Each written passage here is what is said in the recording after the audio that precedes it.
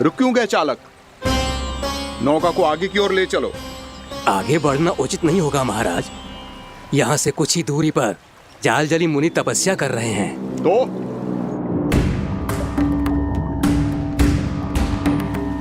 मेरे मत्स्य आखेट के क्षेत्र में इसने तपस्या करने की भूल की है। मेरे ही राज्य में मेरा कोई क्षेत्र मेरे लिए वर्जित हो, यह मुझे स्वीकार नहीं है। आपने पर्याप्त मत्स्य आखेट कर लिया है महाराज। यदि तुम इन मछलियों का आहार नहीं बनना चाहते हो, चुपचाप मेरी आज्ञा मानो। क्षमा क्षमा महाराज।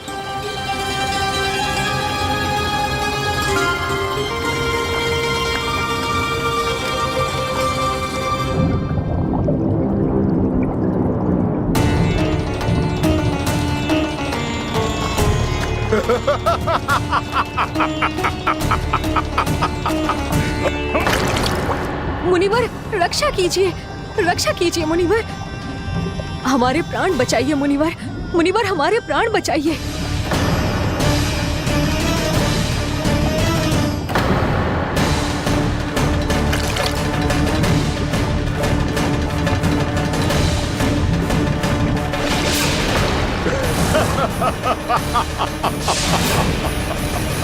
ठहर जाओ असुरराज। इन मछलियों को हानि ना पहुंचाओ। क्यों मुनि? अब मछलियां पकड़ने के लिए मुझे तुमसे आज्ञा लेनी पड़ेगी। तुमने तपस्या करने से पहले किससे आज्ञा ली थी? मां गंगा से, इस जल में रहने वाली सभी मछलियों से। इस उपकार के बदले इन सभी मछलियों को रक्षा करने का वचन दिया था। इसीलिए असुरराज, मैं शांति से कह रहा हूं, इस स्थान को अशुद्ध ना करो। चुपचाप यहां से चले जाओ, नहीं तो इसका परिणाम अच्छा नहीं होगा।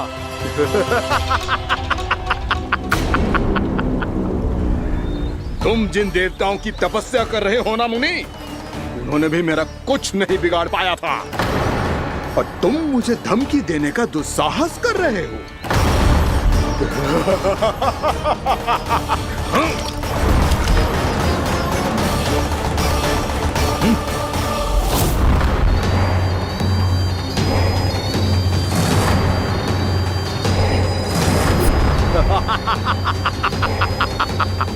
मूर्ख, विचारों से तो तू राक्षस है ही, और स्वभाव से उस बगुले की तरह है जो भूख ना होने पर भी उन निर्दोष मछलियों को आहार बनाता रहता है। इसलिए अभी इसी क्षण से तू वकुला का जीवन जिएगा। ये मेरा श्राप है, ये मेरा श्राप है।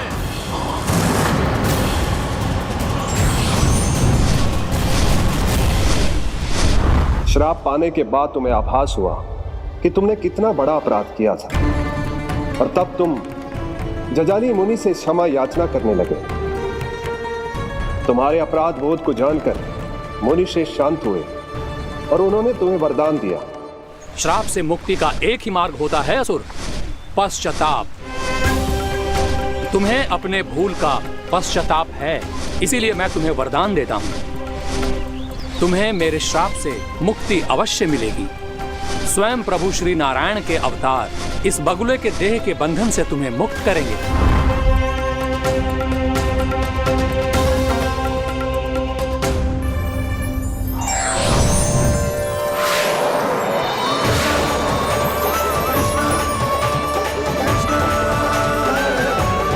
प्रणाम स्वीकार करें प्रभु।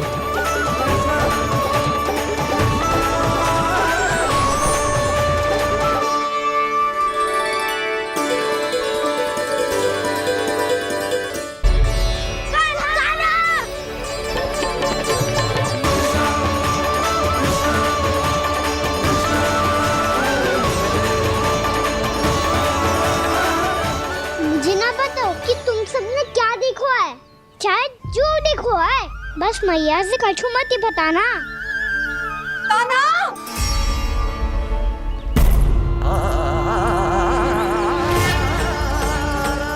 कान्हा!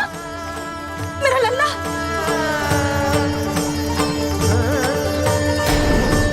भानु बता रहा था तुझे कोई असुर पंछी निकल गया था। हाँ?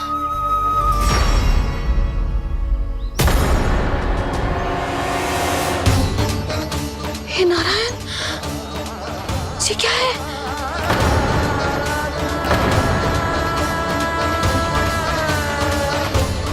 ये सब कैसे हुआ लल्ला?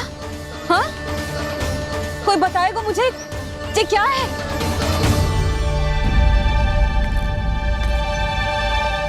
श्रीधामा, मधुमंगल, चिची को सब कुछ बता दो। ये असुर पक्षी मुझे निगलने वाला था रानी भाभी, तभी अंतिम क्षण में कान्हा ने आके मुझे बचा लियो। और ये असुर पक्षी ने कही कि यह है वृंदावन का राजकुमार, नंदराज का लल्ला। इसके होते कोई भी वृंदावन वासियों को हानि ना पहुंचा सकते। रानी भाभी, कान्हा ने अपने प्राणों की चिंता ना करी और इस क्रूर राक्षस से भिड़ गयो और इस राक्षस पक्षी ने इसे निगल लियो। इतना पर्याप्त है भोला काका, सब कुछ बताने की आवश्यकता नहीं है। ये सब देख के सारी बालक मंडली इतनी व्याकुल हो गई कि सबने अपने प्राण अर्पित कर दिए और इस असुर पक्षी से कहे कि हमें खा लो और हमारे सखा को छोड़ दो। इन बालकों का पराक्रम देख के सभी देवतागण यहाँ आ गए और उनके हृदय भी पिघल गए और उन्होंने इस राक्षस पक्षी से युद्ध करके इसे मार गिराया। देवताओं के राजा इंद्र के वज्र का प्रहार तो मैंने अपनी आंखों से देखा है ताई जी। और फिर उसके बाद अग्निदेव ने अग्निवस्त्र का प्रहार किया।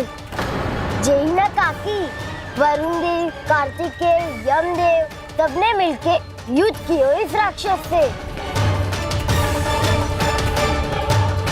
कहा था अभी मत बोलना। अरे सब मिलके फंसा दोगे मुझे। भद्रकाली, हमारे शिव शंकर भी आए थे छोटी माँ। जाओ आप भी। बाबा साईता, मुझे लगता है कि ये कान्हा भी इन्हीं देवताओं में से एक है। संभव तो है चीची। स्मरण है, पूतना और तृणावर्त के आक्रमण के समय भी ऐसा ही हुआ था। सभी राक्षस मारे गए थे, पर अपने कान्हा को एक खरोच तक न आई थी। हाँ जीजी, मुझे लगता था कि श्री नारायण की विशेष कृपा है हमारे कान्हा पे, पर अब तो देख के लग रहा है कि हमारा कान्हा ही स्वयं श्री नारायण है। या फिर उनका अवतार है ये। अरे बस करो तुम सब, ऐसा कछु ना है। अरे जितनी बात सुनी है उससे तो यही लग रहा है कि कान्हा देवताओं और असुरों की युद्ध के बीच में फंस गया था। उसका इस सब से कोई लेना देना ना है। तो फिर इसके तन पे एक भी खरोच क्यों ना आया नंदराज? हाँ,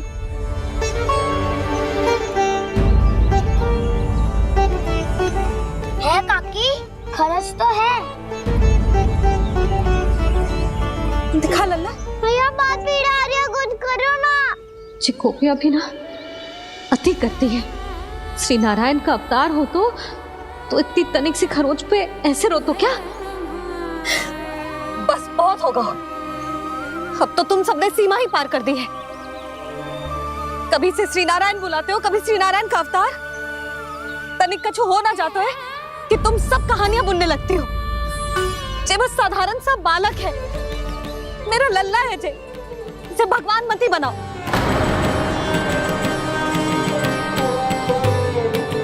और तू, क्या आवश्यकता थी तुझे यहाँ आने की? हाँ, वो भी मुझे बिना बताए। मेरे से छल करके आए हो तू।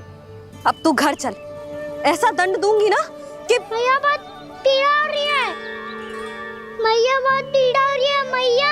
हाँ नन्ना, तू घर चल, मैं तुझे औषधि लगा दूंगी। हल्दी का लेप लगाऊंगी ना, झट से ठीक हो जाएगा। चल चल।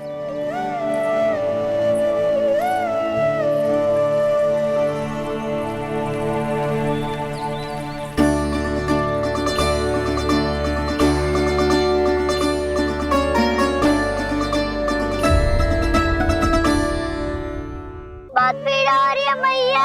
हाँ नन्ना, तू घर चल, मैं तुझे औषधि लगा दूंगी। हल्दी का लेप लगाऊंगी ना, झट से ठीक हो जाएगा। चल चल।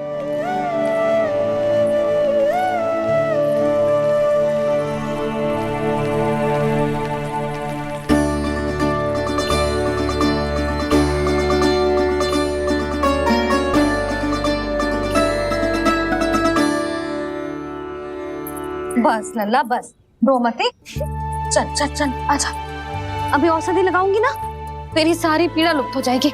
आजा आजा, बैठ जा लल्ला। अभी आई मैं। हाँ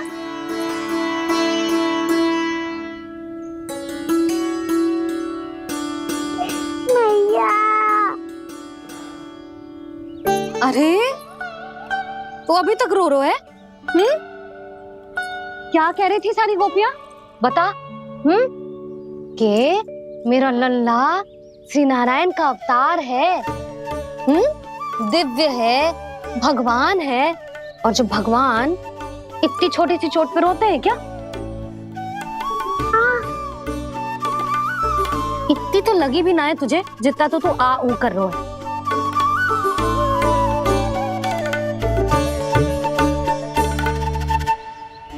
आओ ना करूंगो, आप ऐसे दुलार थोड़ी करोगी। ओहो, वृंदावन का गौपालक जो इतनी छोटी सी चोट पे रोता है ना, गोप बालकों का मुखिया इतनी छोटी सी चोट पे रोता है। मेरा लल्ला तो सबसे शक्तिशाली है, जो इतनी छोटी सी चोट तो क्या बड़े बड़े राक्षसों से भी ना घबराता है। हाँ, एक बार में सबको समाप्त कर देता है कि ना? हाँ मैया, यदि कोई राक्षस वृंदावन की ओर तेरी दृष्टि करके आएगा तो सबसे पहले कान्हा को सुरक्षा में खड़ा पाएगा, फिर चाहे जो बाल बन के आए या बगुला बन के।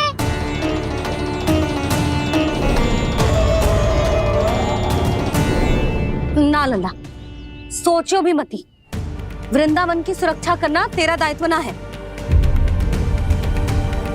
तुझे और कोई संकट का सामना करने की आवश्यकता ना है।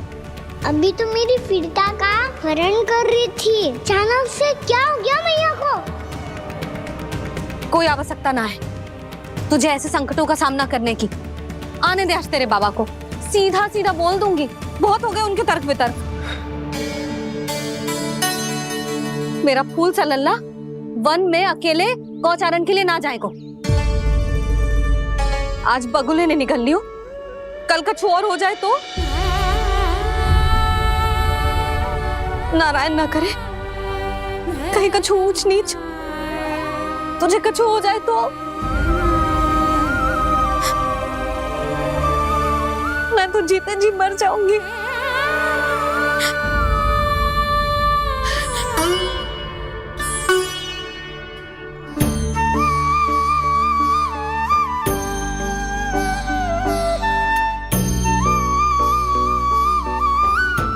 वीर लल्ला की वीर मैया इतनी सी बात तो रोती है क्या?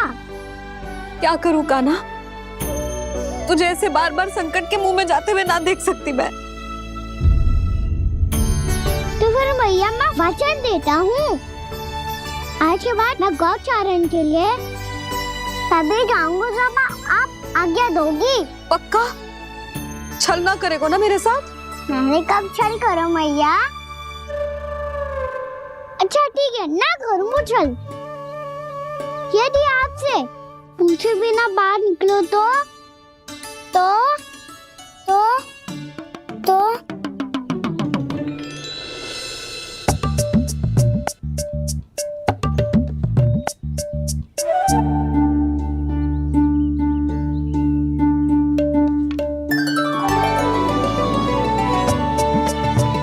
ये रही आपकी छड़ी और ये रही मेरी पीठ। देना तापर तोड़। ठीक है, जब तूने अपना दंड निर्धारित कर ही लियो है तो सोच ले, अब अगर तूने मेरी बात ना मानी तो तोड़ तोड़ छड़ी पड़ेगी, समझ आई?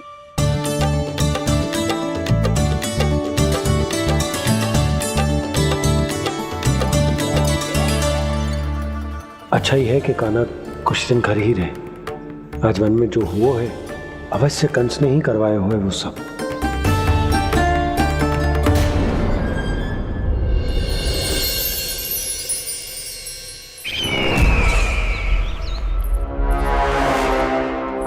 ये धनुष तो सबसे अधिक शक्तिशाली था महाराज। ये कैसे टूट गया? कहीं ये बकासुर की पराजय का संकेत तो?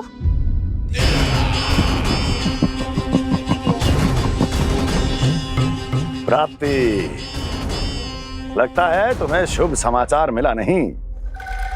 उस बकासुर ने उस विष्णु अवतार को जीवित ही निगल लिया है।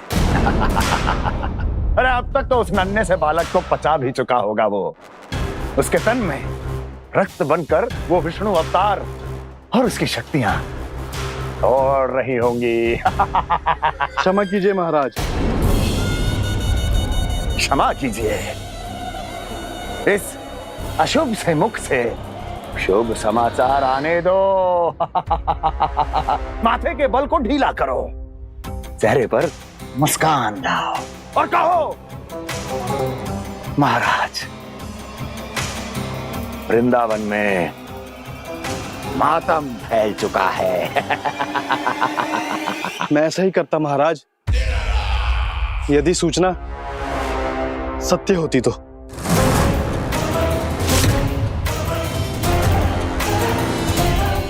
कहना क्या चाहते हो?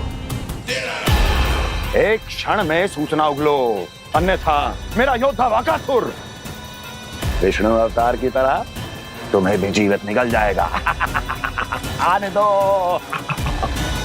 बकासुर मारा गया महाराज, बकासुर मारा गया महाराज। बकासुर मर चुका है? असंभव। असंभव।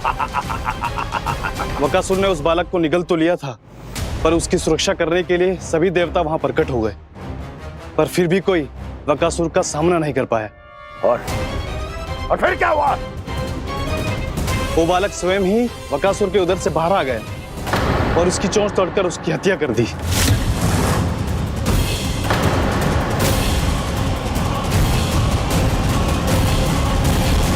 वन में बकासुर की चोंच टूट गई और यहाँ आपका ये धनुष।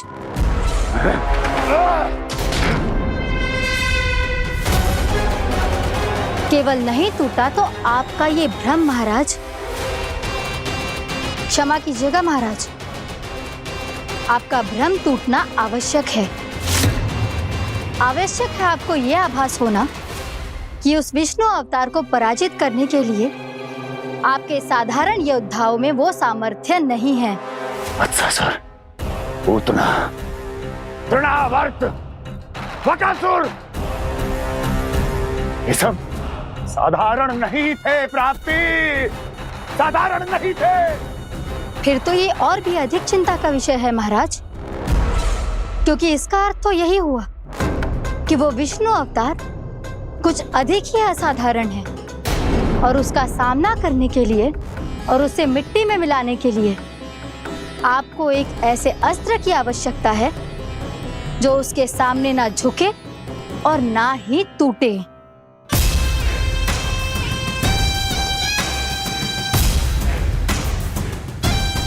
तो फिर मैं ऐसा ही अस्त्र ढूंढूंगा, चाहे आकाश पाताल एक क्यों ना करना पड़े मुझे, 10 दिशाएं 14 भुवन क्यों ना नापने पड़े मुझे। मैं उस अस्त्र को अवश्य ढूंढ निकालूंगा जो उस विष्णु अवतार के प्राणों की डोरी इस धनुष की तरह तोड़ सके।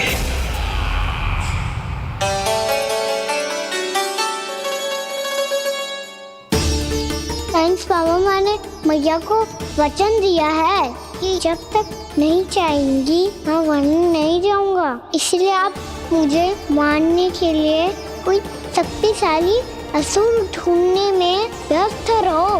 कुछ दिन तब तक मैं व्यस्त रहूंगा अपनी मैया की सेवा करने में।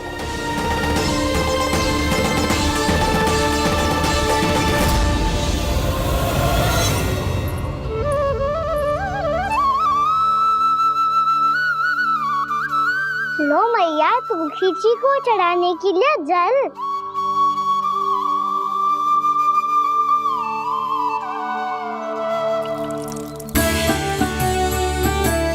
लो मैया, और आटा।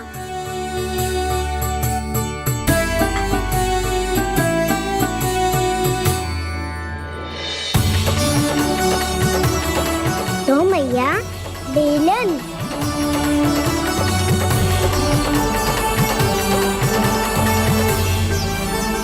ले तनिक खा ले। ओ मैया, भूख ना लगी है। बिना भूख के खाने से क्या लाभ?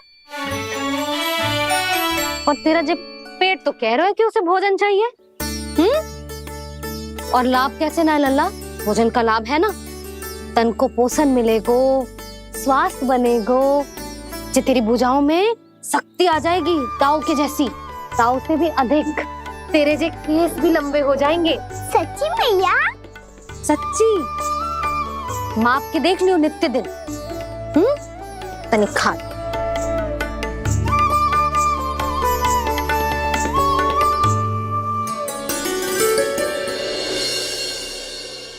मान के मैया का कहना, छक के भोजन खाते हैं, नित्य मापते भुजा केश, पर ज्यों का त्यों ही पाते हैं।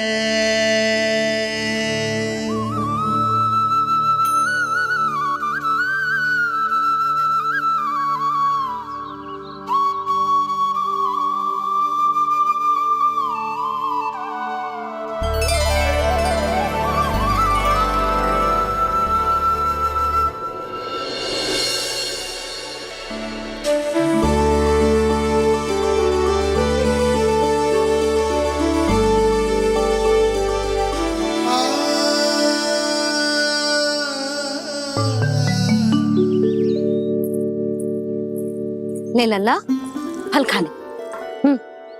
ना, मुझे ना खाने फल वल। क्यों? लंबे केस और शक्तिशाली भुजाएं ना चाहिए? व्यर्थ है ये सब। पिछले 10 दिनों से देख रहा हूँ, ना केस लंबे हुए हैं, ना भुजाएं शक्तिशाली बनी है। 10 दिन में का चुनाव होने वाला। 10 सप्ताह ऐसे खाएगो ना, तब जाके कुछ बदलाव दिखेगो। समझ आई? चल अब खा ले। वैसे भी मुझे बहुत सारी तैयारियां करनी है आज। इसीलिए मैया, एकादशी के व्रत के लिए लल्ला। सुनो जी, सारी सामग्री आ गई? हाँ, तुमने जो कही थी सब ले आए हूँ।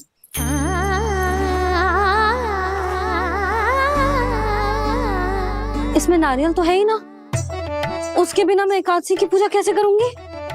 यशोदा, मैंने भोला से कह दिया, वो लेकर आते ही होगा, घबराओ मत।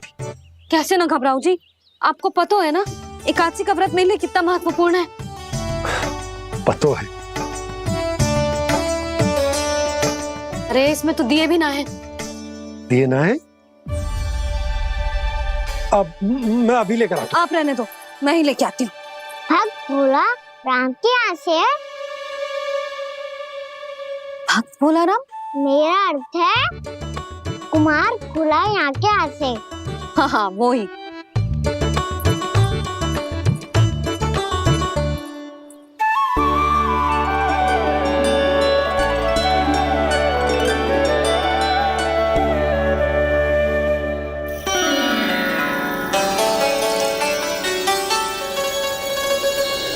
श्री हरि, श्री हरि, मेरे श्री हरि।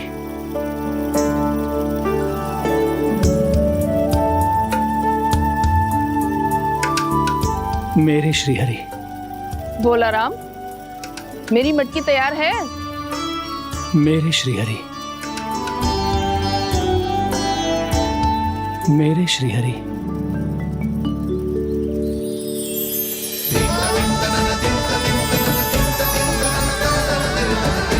भोला राम,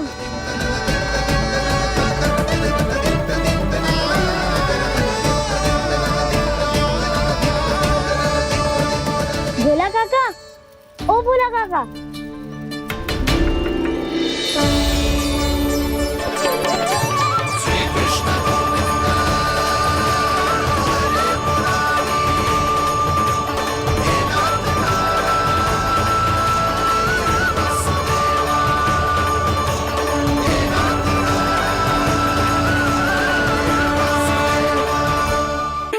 श्री हरि प्रसन्न हो गए। मेरे श्री हरि आ गए, मेरे भगवान आ गए। मेरे श्री हरि आ गए, मेरे भगवान आ गए। मेरे श्री हरि आ गए, मेरे भगवान आ गए। मेरे श्री हरि आ गए, मेरे भगवान आ गए।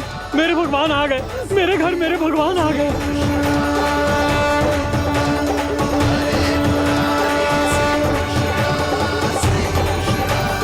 मेरे घर आ गए, मेरे श्री हरि आ गए। हाँ, मेरे श्री हरि आ गए। जे तो बावले थे ही, अब बालकन को भी साथ में मिला लिए।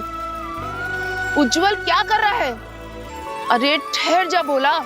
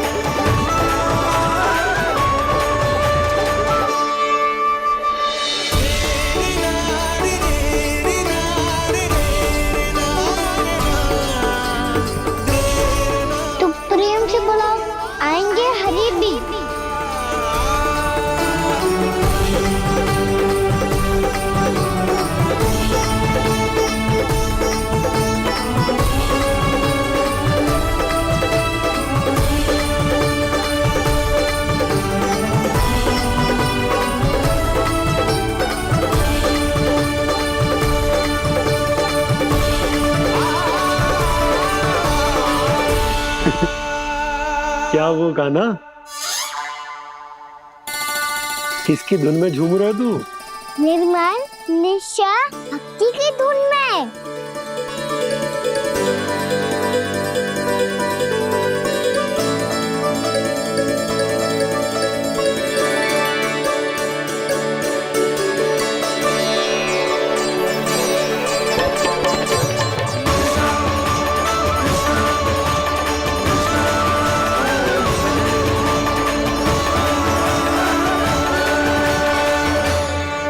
अरे क्या हो गया इन्हें?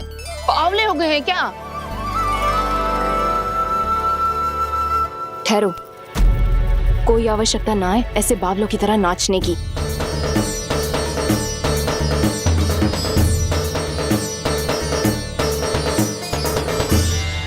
बावले ना है मौसी, भक्ति में रम गए। बस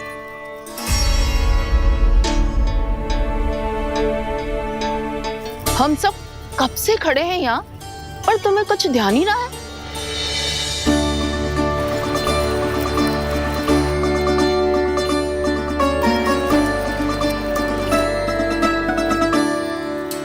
नाच गाने में ऐसे मगन हुए कि हमें देखा भी ना। मुझे नाचते हुए देख मेरे श्री हरि को इतना आनंद आ रहा था कि मैं अपने आप को रोक नहीं सका। और वैसे भी मेरे जन्म का एकमात्र उद्देश्य है श्री हरि की सेवा करना, श्री हरि को प्रसन्न करना। तुम बावले हो भोलाराम, या हमें बावला बना रहे हो? श्री हरि और तुम्हें देख रहे हैं? हाँ, अभी वो यहीं थे, देख रहे थे। भोला काका, आपने भी ना अति कर दी। अब हमें भी बताओ तनी, कहाँ थे श्री हरि?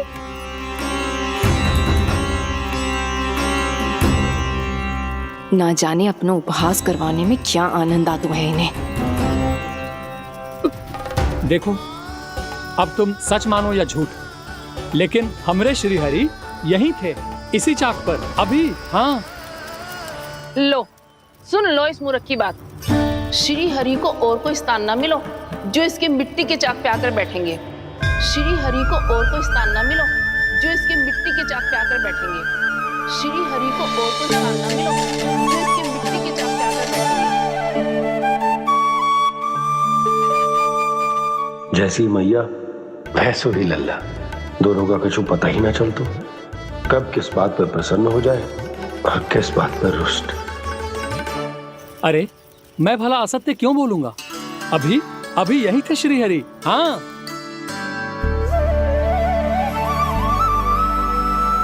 हाँ, जैसे श्री हरि को तो कोई कार्य है ही ना, वो तो आतुर होके बैठे रहते हैं कब तुम हरि हरि बुलाओ और वो दौड़े चले आए।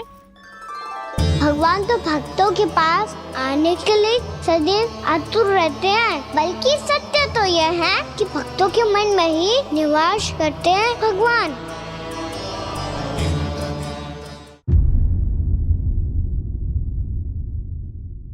मैं भला असत्य क्यों बोलूंगा? अभी अभी यही थे श्रीहरि। हाँ,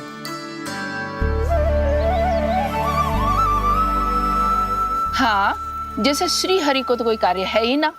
वो तो आतुर होके बैठे रहते हैं, कब तुम हरि हरि बुलाओ और वो दौड़े चले आए। भगवान तो भक्तों के पास आने के लिए सदैव आतुर रहते हैं, बल्कि सत्य तो यह है कि भक्तों के मन में ही निवास करते हैं भगवान। भगवान तो भक्त के पास आने के लिए सदैव ही आतुर रहते हैं शंकरी मौसी। बल्कि सच्ची बात तो ये है कि भगवान हमारे मन में ही निवास करते हैं। कम से कम तू तो इसे बढ़ावा मत दे जशोदा। जब देखो जब हरि नाम की रट लगाए रहते है। हरि बोलते बोलते ऐसो बावलो होता है कि सारा कार्य भूल जाता है। 2 दिन से अपनी मटकी के लिए चक्कर काट रही हूँ।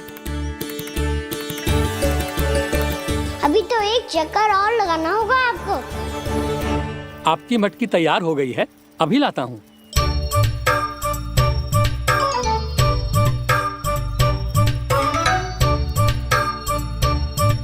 लो जी मटकी।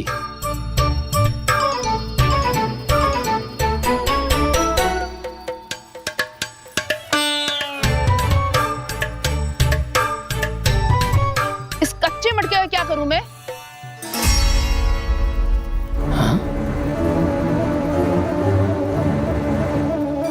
पर इसे तो मैंने भट्टी में पकाया था। अब तू ही देख ले कितना ध्यान रहता है इस कार्य पे। और कह तो है कि श्री हरि आते हैं इससे मिलने। हाँ आते हैं और आगे भी आएंगे हमारे श्री हरि हमसे मिलने। और आके मोक्ष देंगे, है ना? मांगूंगा तो मोक्ष भी दे देंगे, मांगूंगा तो मोक्ष भी दे देंगे, मांगूंगा तो मोक्ष भी दे देंगे। अभी तो ये बता कि तू मुझे मेरी मटकी कब देगो? और मेरी मांग कब पूरी करोगे भोला राम जी? मेरो घड़ा मेरे दिए तो तैयार है ना, कल एकादशी की पूजा और व्रत के लिए। एकादशी का व्रत? हाँ, एकादशी का व्रत। इसे करने से श्री हरि बहुत प्रसन्न होते हैं। अच्छा, फिर तो अभी लाया।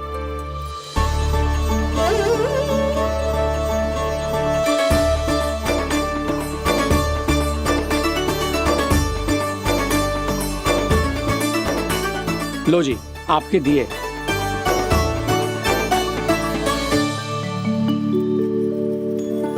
और जो हमने मांगा है वो? बाकी सब शेष द्वादशी के दिन मिलेगा, क्योंकि कल मैं भी एकादशी का व्रत रखूंगा, क्योंकि कल मैं भी एकादशी का व्रत रखूंगा, क्योंकि कल मैं भी एकादशी का व्रत रखूंगा।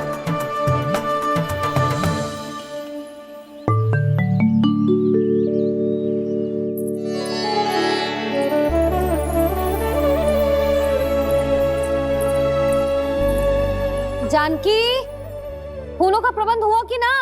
हाँ भाभी, जे रे। सदैव विलंब कराती है। पर भाभी इस बार तो फूल समय से ही लाई थी। क्या हुआ जशोदा? अभी तो पूजा की तैयारी ना हुई? देखो ना मौसी, ये जानकी ना कुछ छूट ही जाता है इसके कारण। एकादशी की पूजा और व्रत आते ही जसोदा भाभी इतनी वग्र हो जाती है। ऐसो क्या होगा इस पूजा में?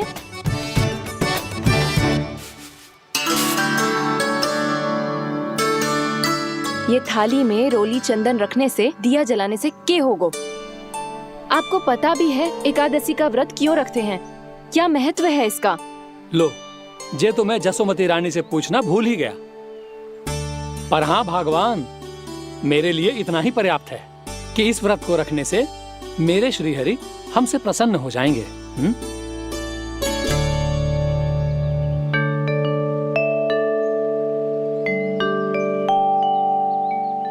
नारायण ही जाने ऐसे कैसे पूजा करते हैं जे श्री हरि की एक मूर्ति तक ना है इनके पास।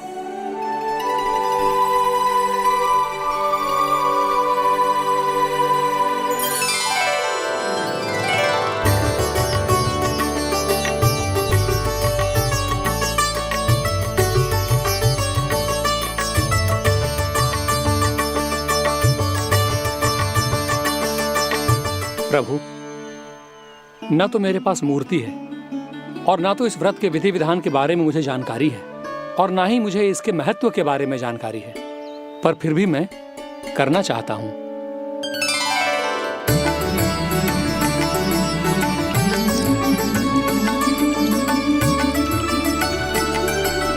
इसीलिए मैं दृढ़ संकल्प लेता हूं, पूरी निष्ठा के साथ, श्रद्धा के साथ और पूरी आस्था के साथ मैं इस व्रत को संपन्न करूंगा।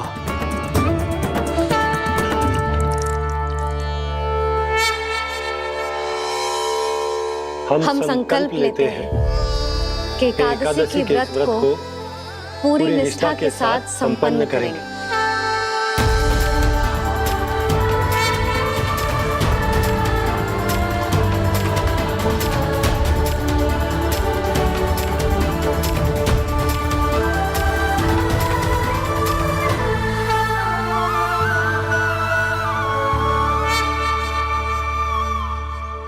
तुलसी जी के पत्ते तो हैं ही ना।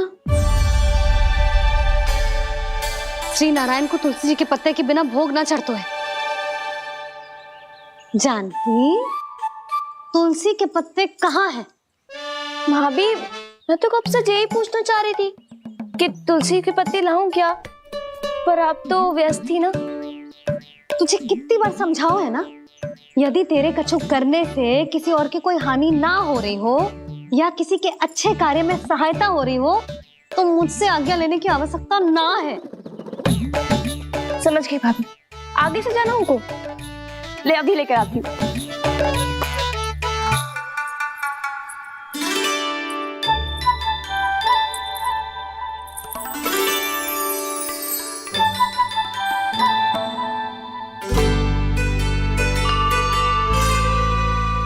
ताऊ, आपने पहले ये व्रत करो है?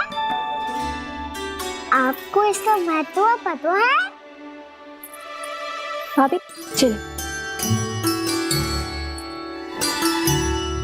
जानकी, तुमने ये व्रत करो है?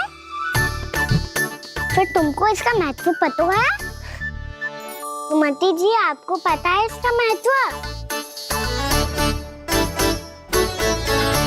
कान्हा, क्यों तंग कर रहे हो सबको? मैया, सबने करो ये व्रत, मुझे भी करना है।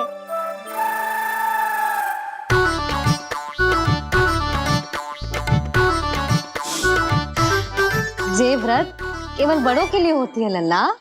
जब आप ये व्रत कर सकती हो, बाबा कर सकते हैं,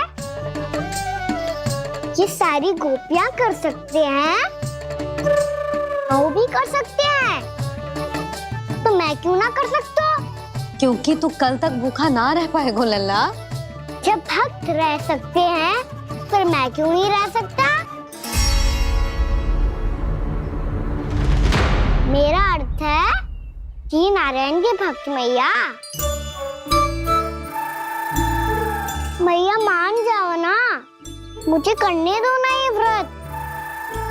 अपनी लल्ला पे आप विश्वास ना है आपको? विश्वास है। अच्छा ठीक है, तू भी कर ले।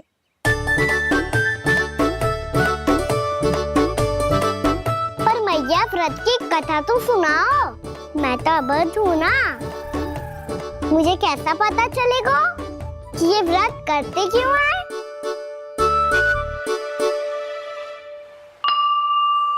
प्रभु, मुझ अबोध को कैसे पता चलेगा कि इस व्रत का क्या विधि विधान होता है और क्यों रखा जाता है और इसका महत्व क्या होता है? मुझे तो आप ही बता सकते हैं प्रभु। जब व्रत कर रहे हैं तब उसका महत्व भी पता होना चाहिए ना। बताओ ना मैया, क्यों रखते एकादशी का व्रत? इसके लिए तो तुझे एकादशी की कथा सुननी होगी। सुनेगो ना?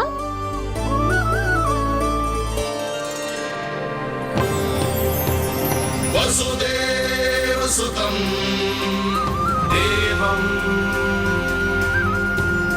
कंसचाणूरमर्दनम्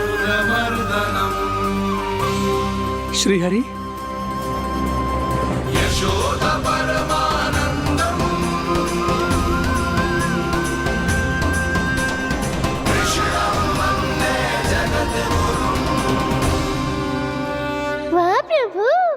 अपने भक्तों को एकादशी व्रत का महत्व समझाने का अच्छा उपाय खोज निकाला है आपने।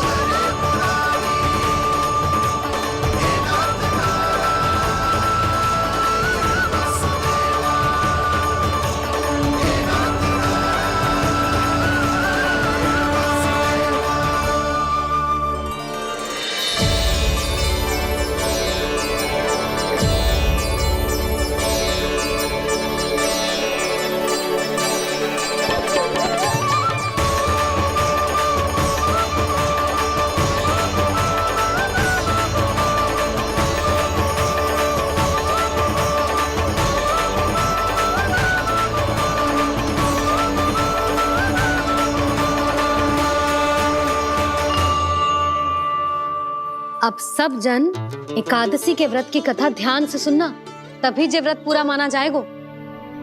समझो लल्ला।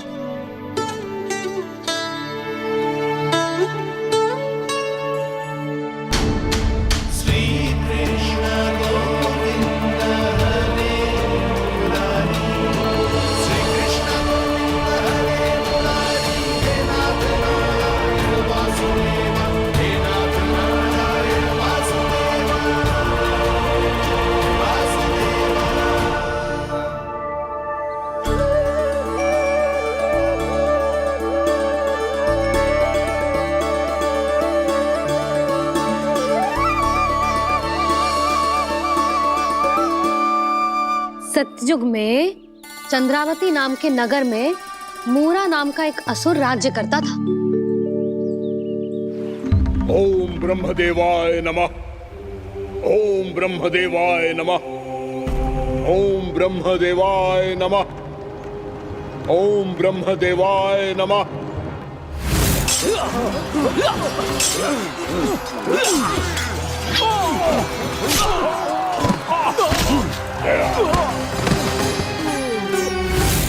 ओम ब्रह्मदेवाय नमः। ओम ब्रह्मदेवाय नमः। जब उसने देवताओं के हाथों असुरों की पराजय देखी, तब वो वरदान पाने के उद्देश्य से ब्रह्मा जी की तपस्या करने चला गया।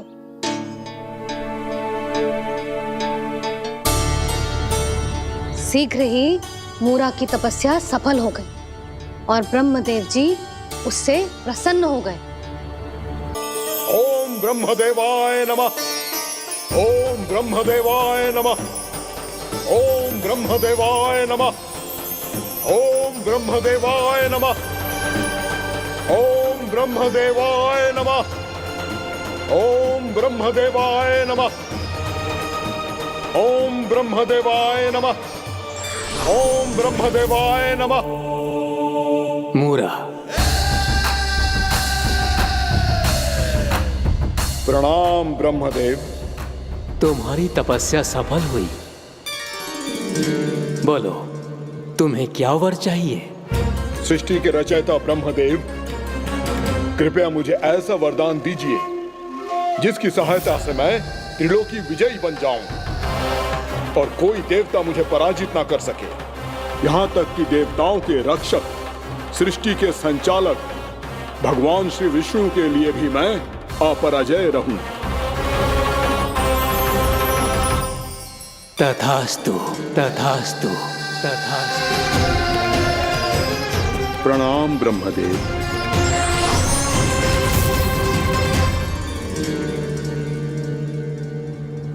ऐसा वरदान पाकर मूरा बहुत अभिमानी होगा।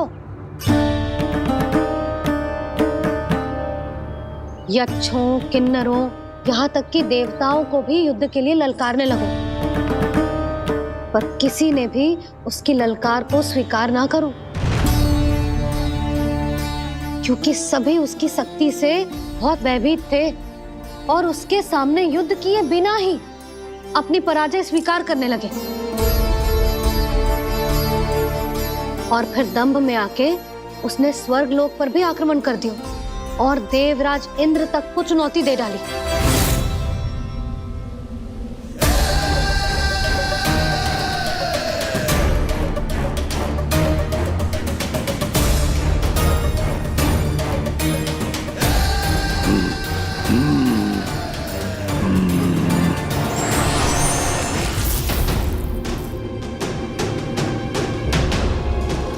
मैं प्रतीक्षा कर रहा हूं देवराज।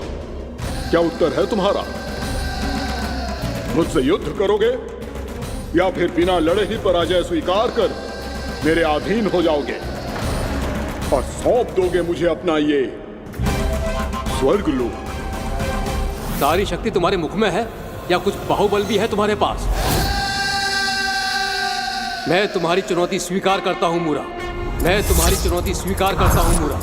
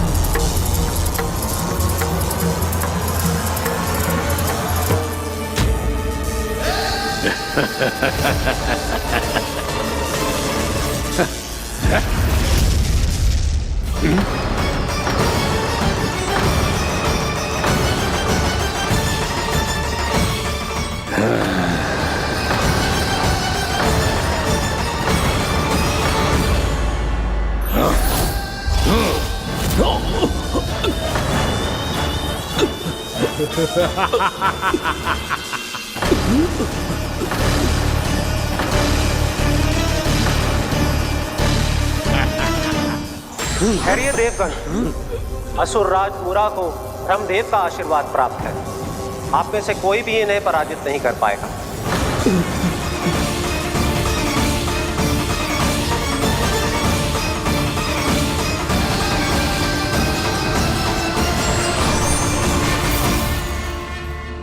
एक अवसर और देता हूं देवराज। युद्ध या अधीनता, क्या उत्तर है तुम्हारा देवराज?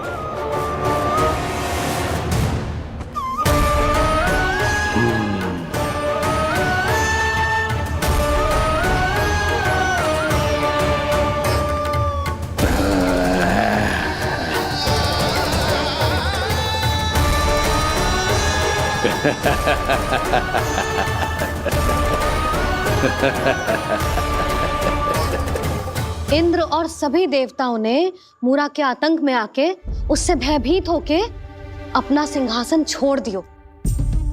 अब मूरा स्वर्ग का अधिपति बन गयो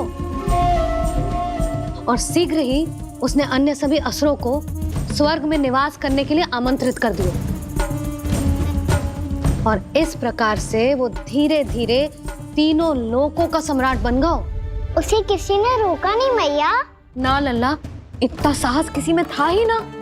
और फिर ये निश्चित करने के लिए कि भविष्य में किसी और असुर की मृत्यु ना हो, वो यमराज पे भी विजय प्राप्त करने के लिए यमलोक की ओर प्रस्थान कर दियो। वो तो अपने आप को और सभी असुरों को अमर बनाना चाहता था। पर देवता और यमराज भी उसकी ये योजना समझ गए थे। इसीलिए उसके आने से पहले ही सारे देवताओं ने श्री नारायण से सहायता के लिए गुहार लगाई। अब केवल आप ही कुछ कर सकते हैं प्रभु। अभी तो मूरा केवल त्रिलोक का स्वामी है, और यदि उसने यमलोक भी जीत लिया तो वो जीवन को ही नियंत्रित नहीं करेगा प्रभु, वो मृत्यु का भी स्वामी हो जाएगा। ऐसे में पहले सृष्टि का संतुलन तो नष्ट होगा प्रभु, और फिर स्वयं सृष्टि ही नष्ट हो जाएगी। ऐसा नहीं होगा यमदेव, नियति ऐसा होने ही नहीं देगी। विधि रचेगी खेल और मैं बनूंगा माध्यम। असुर राज मुरा का सामना मैं करूंगा। बस आप मुझे चुनौती देने के लिए उसे तैयार कर लीजिए, चाहे उसके लिए आपको साम दाम दंड भेद कोई भी उपाय क्यों ना अपनाना पड़े।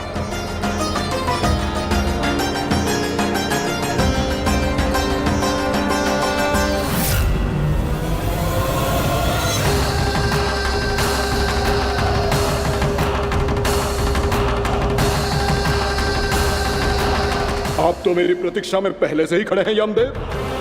तब तो आपने मेरी चुनौती के बारे में भी सुना ही होगा। कहिए, क्या उत्तर है आपका? मेरा स्वागत करके अपना राज्य त्यागेंगे या मेरा सामना करके अपने प्राण? असुर राज मुरा का सामना मैं करूंगा। बस आप मुझे चुनौती देने के लिए उसे तैयार कर लीजिए, चाहे उसके लिए आपको साम दाम दंड भेद कोई भी उपाय क्यों ना अपनाना पड़े।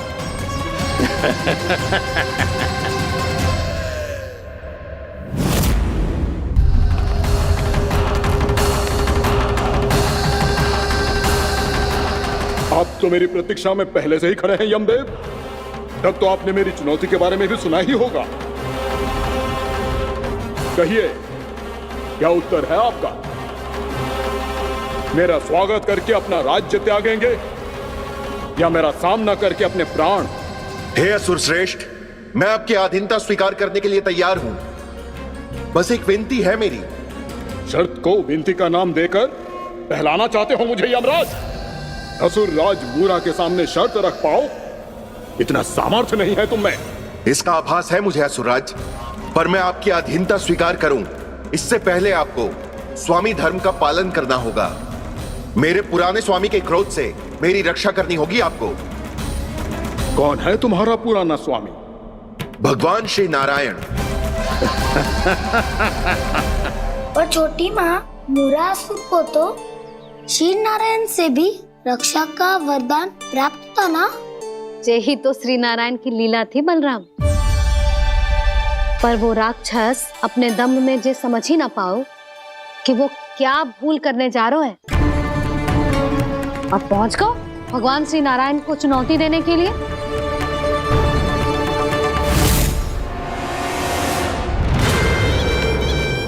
वहीं ठहर जाओ असुर राज मूरा।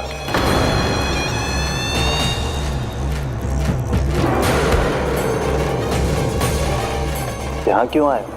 आपको पराजित करने और ये वैकुंठ जीतने,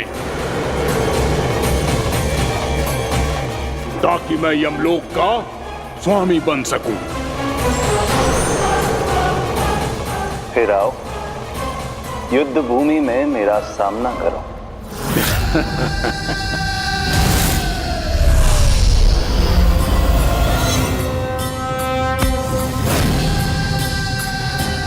ये नहीं जानते कि इनसे ना हारने का वरदान तो मैं पहले ही प्राप्त कर चुका हूं। इसलिए युद्ध ठीक से आरंभ हो पाए उससे पहले ही इन्हें जीत लूंगा मैं।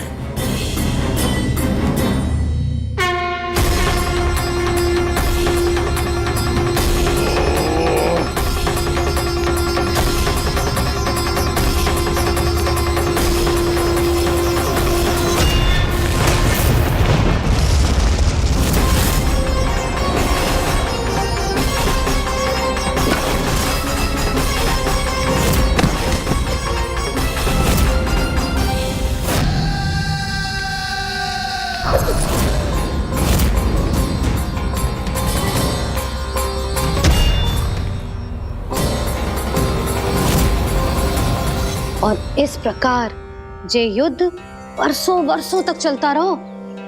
दोनों योद्धा पूरे ब्रह्मांड में अनेक अस्त्रों शस्त्रों के साथ युद्ध करते रहे।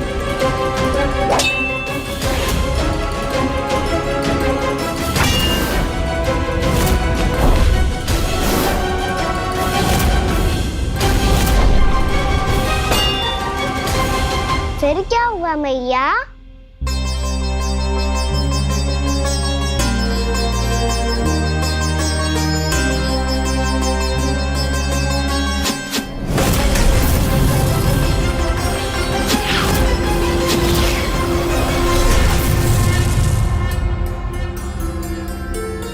उस युद्ध को कभी समाप्त हुआ हो, पर कैसे? शीघ्र ही वो राक्षस थक गौ लल्ला।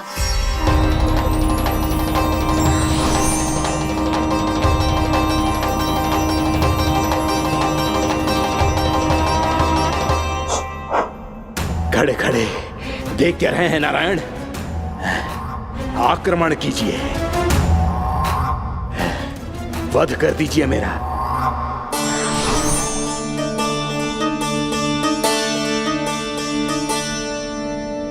मैं तुम्हारी वीरता से प्रभावित हूं, इसीलिए इतनी थकान की स्थिति में मैं तुम जैसे वीर पर आक्रमण नहीं करूंगा। जाओ विश्राम करो। यदि फिर से युद्ध करने की इच्छा हो तो तुम्हारा स्वागत होगा।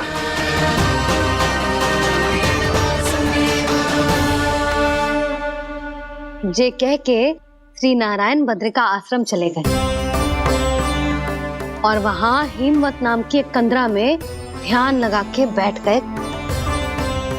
उधर वो राक्षस विश्राम करने लगो। अनेकों दिन बीत गए और अब वो राक्षस मूरा फिर से स्वस्थ होके बलवान हो गया था। उसने अपनी सारी शक्ति फिर से प्राप्त कर ली थी। श्री नारायण ने उस पर दया करी थी, पर वो फिर से श्री नारायण को छलने को तैयार होगा।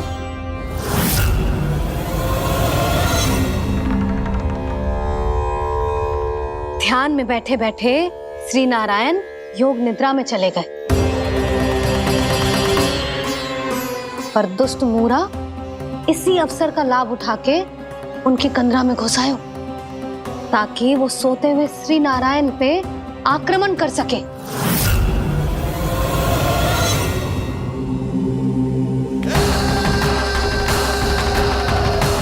आज इस लंबे युद्ध को जीतकर अपने इस अंतिम शत्रु का भी अंत कर दूंगा मैं।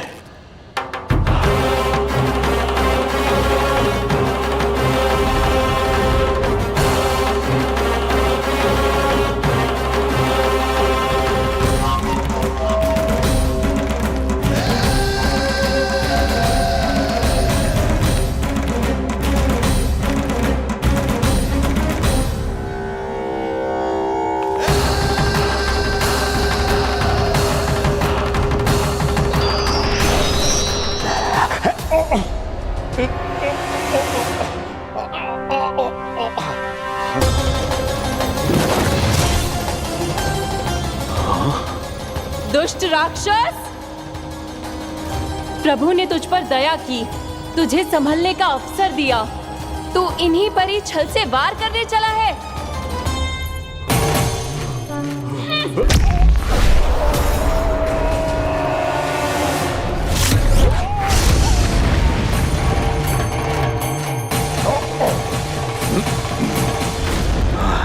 मैं अजय हूँ, मुझे कोई पराजित नहीं कर सकता। ब्रह्मा का वरदान है मुझे।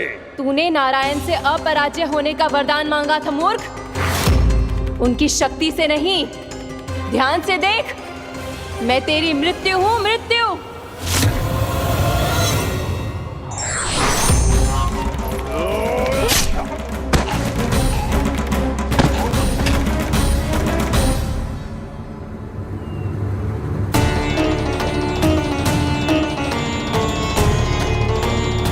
वो देवी कौन थी छोटी माँ?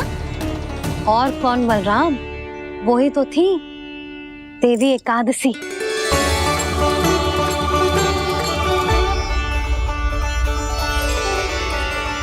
मुझे क्षमा कीजिए प्रभु, आपकी आज्ञा के बिना ही युद्ध करके आपके शत्रु को मृत्यु के घाट उतार दिया। क्षमा नहीं, आपकी तो प्रशंसा होनी चाहिए देवी। असुर राज को मारकर आपने सभी देवताओं को मुक्त करवाया है। इस पापी के अहंकार से तीनों लोकों की रक्षा की है आपने। आप एकादशी की तिथि पर मेरी एकादश इंद्रियों से उत्पन्न हुई हैं। इसीलिए मेरे सभी भक्त आपको उत्पन्न एकादशी के नाम से जानेंगे। सभी तिथियों में आपका स्थान सर्वश्रेष्ठ होगा। जिस तरह आपने राक्षस के आक्रमण से मेरी रक्षा की है, उसी प्रकार एकादशी के दिन व्रत करके जो भी भक्त आपकी कथा सुनेगा, मैं स्वयं उसकी रक्षा करूंगा। जो आपकी पूजा करेगा उसे मेरी विशेष कृपा प्राप्त होगी और उसके साथ साथ उसे मिलेगा धन, सिद्धि और मोक्ष।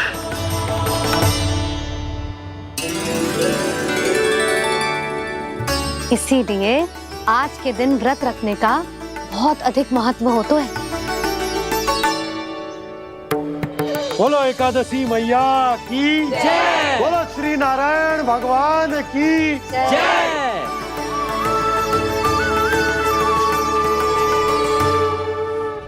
प्रभु की कृपा से एकादशी का महत्व भी पता चल गो और मेरा व्रत भी सफल हो गो। अभी नहीं भूला राम, एकादशी का व्रत पूरी तरह तभी सफल होता है जब द्वादशी के दिन उसे पूरा किया जाता है।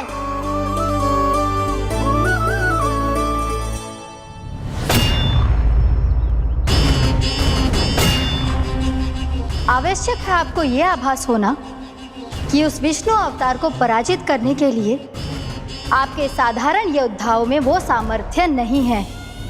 वो विष्णु अवतार कुछ अधिक ही असाधारण है।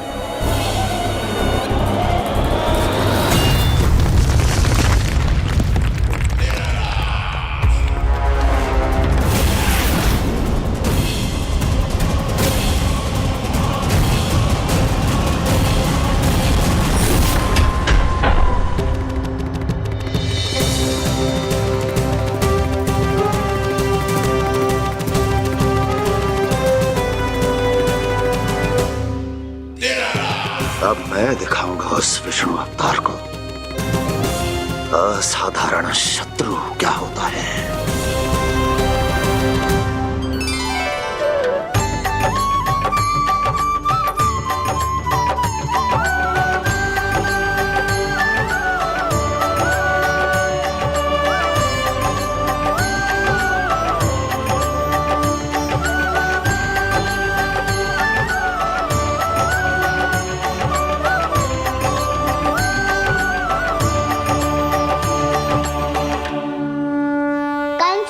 अधीर हो रहे हैं, पर मैया ने मुझे अभी तक बाहर जाने की आज्ञा नहीं दी है। अभी उन्हें किसी और राक्षस को यहाँ भेजने से रोकने के लिए मुझे कुछ करना होगा।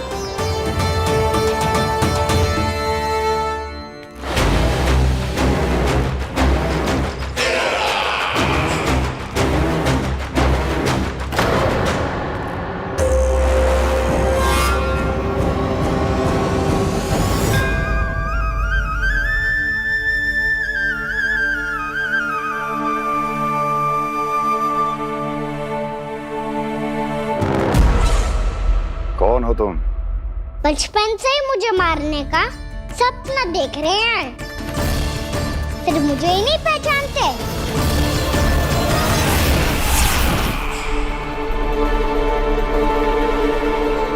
बचपन से विष्णु अवतार।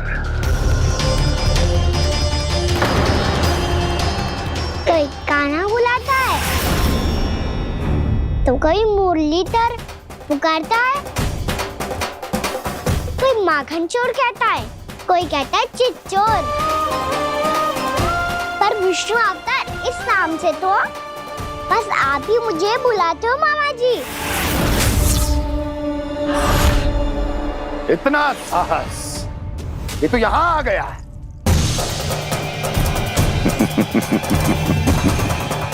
यहाँ आ तो गया तू विष्णु अवतार, किंतु यहाँ से जीवित नहीं जाएगा। तेरे शीश को तेरे धड़ से अलग कर दूंगा मैं।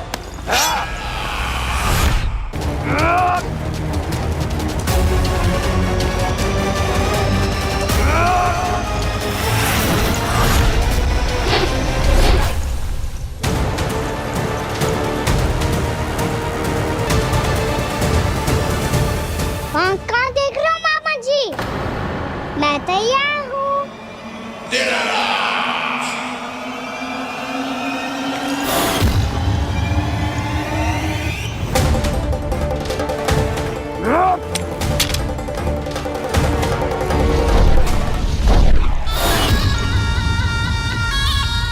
मामा जी, आप सदैव इसी तरह क्रोध में रहते हो क्या?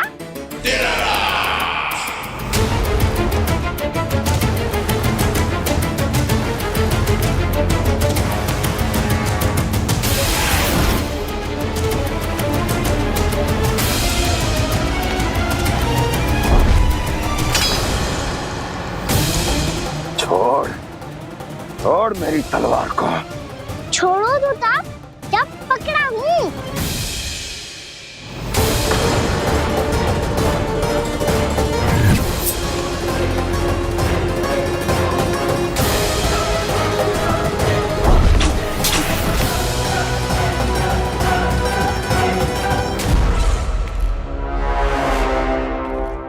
मामा जी,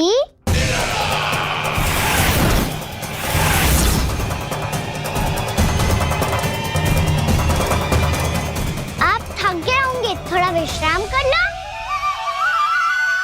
आपका तो पता नहीं, मैं अवश्य से थक गया हूँ।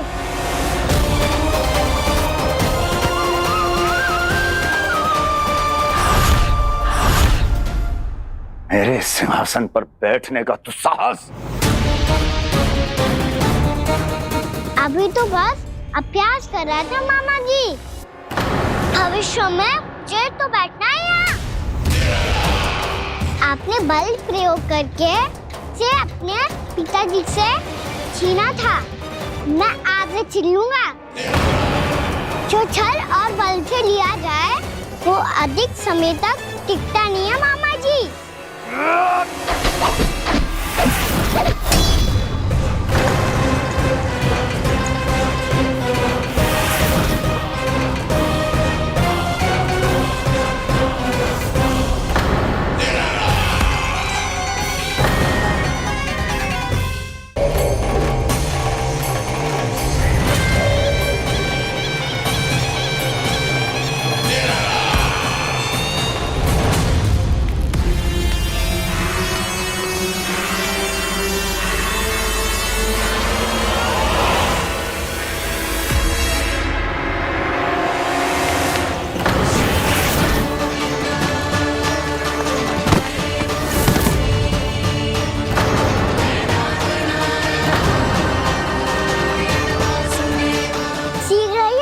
सिंहासन छोड़ना होगा।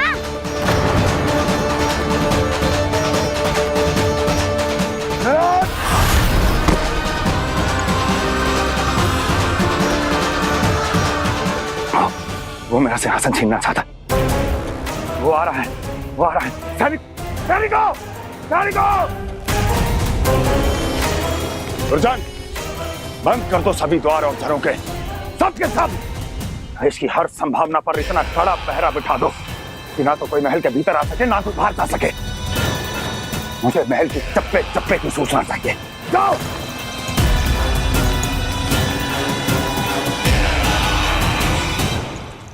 सिंहासन।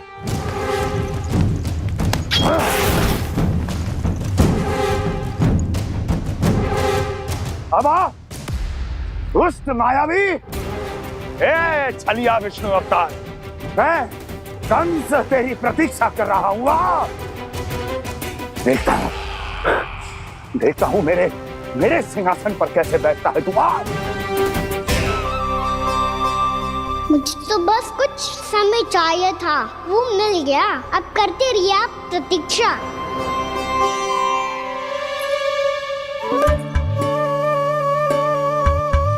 जी अपने आप से बातें क्यों कर रहे हो जी?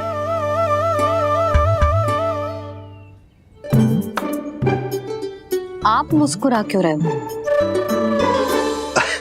ना कछु ना। बताओ क्यों मुस्कुरा रहे हो? तुम ही पर गए जी। जब तुम व्रत करती हो तो तुम भी ऐसा ही करती हो।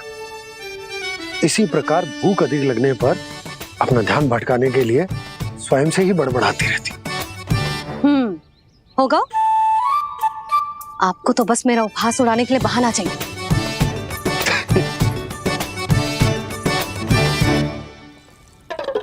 नन्ना, भूख लगी है?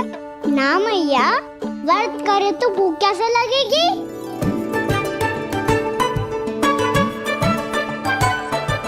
यदि लगी हो तो छोटे बालकों को थोड़ी बहुत भूल चूक क्षमा होती है। कछु ना तो फल तो तू खा ही सकते है। अब तो पूरे नियम और विधि विधान से व्रत तोड़ूंगा। कल द्वादशी के सुबह मुहूर्त के अनुसार। ठीक।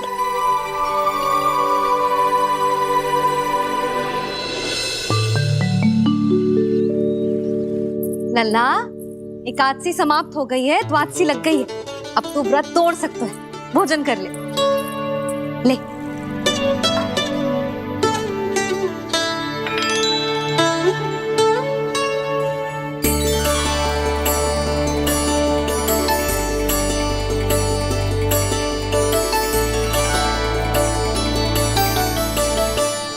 तो कार्य कर लीजिएगा। मैं ना चाहती कि सब गांव वाले फिर से आपका उपहास उड़ाएं। अरे इसी क्षण कार्य आरंभ करना आवश्यक ना है, कुछ खा तो लो। कल भी पूरे दिन व्रत में रहे, अब तो कुछ खा लो। ना ना, अभी बिल्कुल भूख ना है। और हाँ भगवान, तुम्हें चिंता करने की आवश्यकता नहीं है। आज मैं किसी को भी 2 शब्द कहने का अवसर नहीं दूंगा। अरे कुछ खाओगे पियोगे नहीं तो कैसे रहोगे?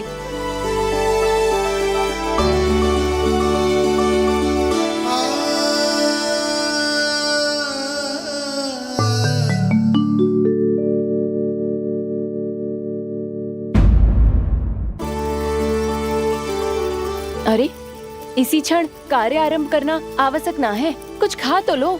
ना ना, अभी बिल्कुल भूख ना है। और हाँ भगवान, तुम्हें चिंता करने की आवश्यकता नहीं है। आज मैं किसी को भी 2 शब्द कहने का अवसर नहीं दूंगा।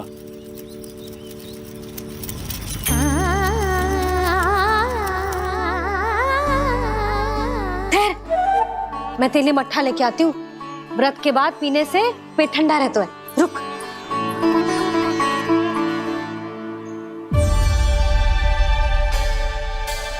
भक्तों ने अभी तक व्रत नहीं तोड़ा है, मैं कैसे तोड़ लूं? भूख कहाँ से होगी? श्री हरि नाम से पेट तो भर लेते हो। श्री हरि श्री हरि श्री हरि।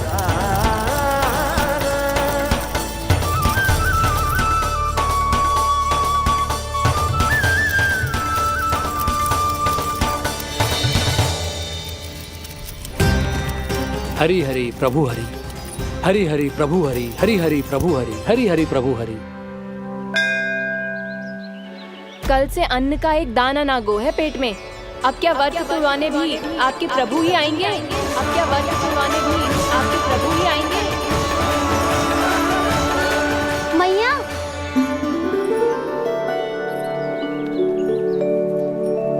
मैया पहले व्रत तोड़ के कछु खा तो लो। अभी ना, लौट के आने के बाद। हाँ,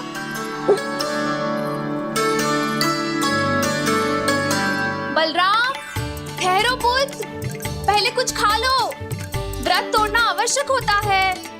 मैया ने एकादशी का महत्व बताया। लगता है मुझे सबको द्वादशी पर व्रत तोड़ने समाप्त करने का महत्व बताना होगा।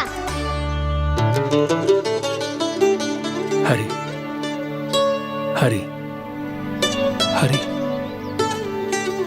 हरि हरि, मेरे हरि।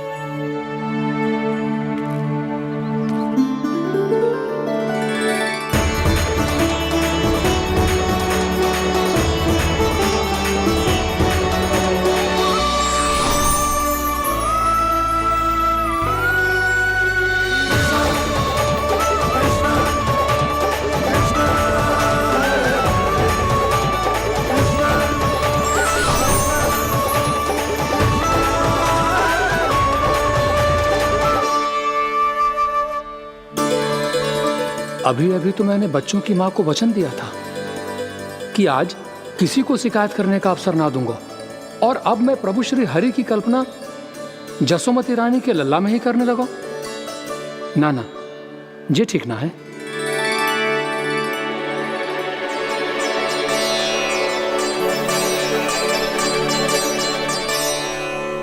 ठीक है तो है, बिल्कुल सही पहचाना है आपने। बड़े तो बड़े, अब तो बालक भी हमारा उपहास उड़ाने लगे। मैं आपका उपहास नहीं उड़ाने आया, मैं तो आपके एकादशी के व्रत को पूरा कराने आया हूँ।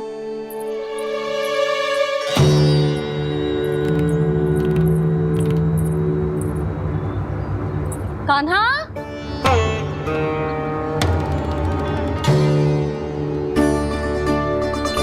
तो ये रे आपकी छड़ी और ये रे मेरी पीठ। सेक बिना तापर तोड़। आज तो इसकी पीठ सेक के रहूंगी मैं। मैया घर पे भूखी मुझे ढूंढ रही होगी। लो आज द्वादशी के दिन पहले प्रहर में भोजन करके अपना एकादशी का व्रत पूरा करो आप।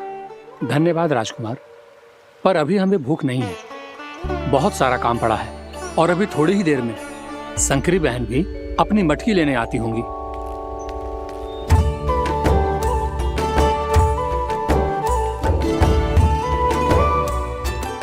पर मैं आपका व्रत पूरा कराए बिना नहीं जा सकता। भला क्यों? भक्त भूखा रहे और भगवान खा ले, ऐसा हो सकता है भला?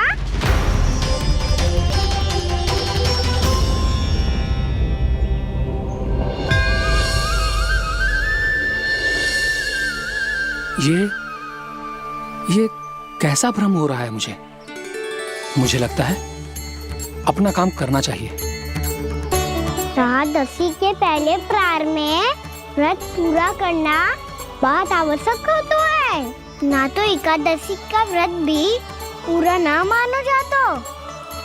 इतनी सारी ज्ञान की बातें तुम्हें कैसे पता है लल्ला?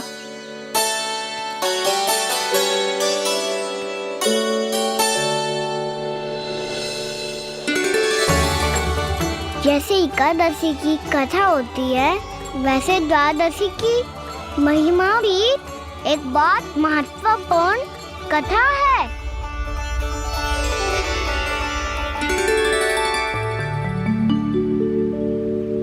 कैसी कथा? बिल्कुल सही समय पे आई हो आप, क्योंकि आपको ये कथा आपको अवश्य सुननी चाहिए।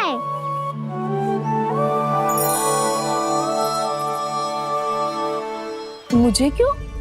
पहले सुन तो लिया, फिर स्वयं ही पता चल जाएगा। बहुत समय पहले एक राजा हुआ करते थे, राजा अम्बरीश। भगवान श्री हरि के बहुत बड़े भक्त थे।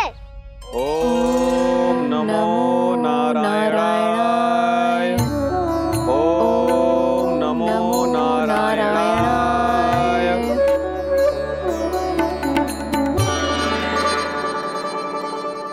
नेक पुण्य के काम करते थे वो।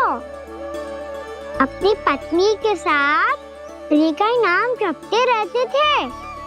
उन्होंने 12 माह एकादशी का व्रत करो निर्जल पास किया, और जब उनकी 12वीं एकादशी का व्रत द्वादशी के दिन तोड़ने का समय हुआ, तभी महर्षि दुर्वासा अपनी 100 शिष्यों के साथ उनके महल में पधारे।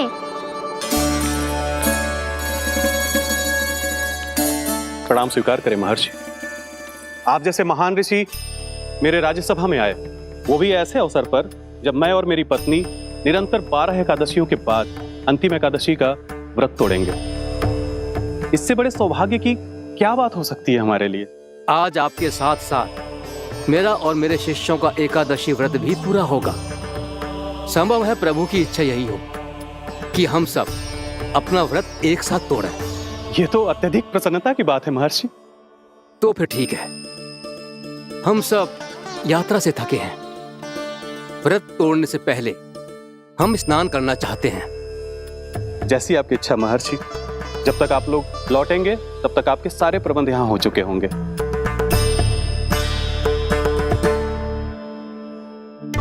महर्षि दुर्वासा स्नान करने गए थे, पर उन्हें लौटने में विलंब हो रहा था, और इधर द्वादशी पर व्रत पूरा करने का मुहूर्त बीता जा रहा था।